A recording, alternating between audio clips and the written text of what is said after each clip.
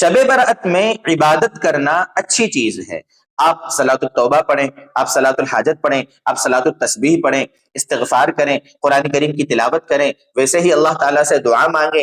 یہ ساری چیزیں شب برأت میں کرنا ثابت ہیں، اس لیے کہ تقریباً 10 صحابہ کرام رضی اللہ عنہم اجمعین سے شب برأت کے بارے میں روایتیں منقول ہیں. ٹھیک ہے، لیکن خاص کوئی عبادت کرنا، خاص عبادت سے مراد جیسے مخصوص کچھ رکعات پڑھنا اور اس میں پہلی رکعت میں یہ سورت، دوسری میں یہ سورت وغیرہ وغیرہ، اس طریقے سے جو بتایا جاتا ہے اور اس کی فضیلت بھی بتائی جاتی ہے، یہ سب من گڑت باتیں ہیں.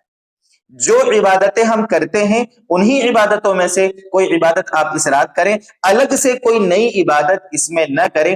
ہمارے بزرگ علماء کرام اس بارے میں ایک جملہ فرماتے ہیں کہ اس رات میں عبادت کا خصوصی اہتمام ہونا چاہیے، لیکن کسی خصوصی عبادت کا اہتمام نہیں ہونا چاہیے. اس جملے کو اگر آپ یاد رکھیں گے انشاءاللہ بہت کچھ گمراہیوں سے بچ جائیں گے. اللہ ہمیں توفیق عطا فرمائے.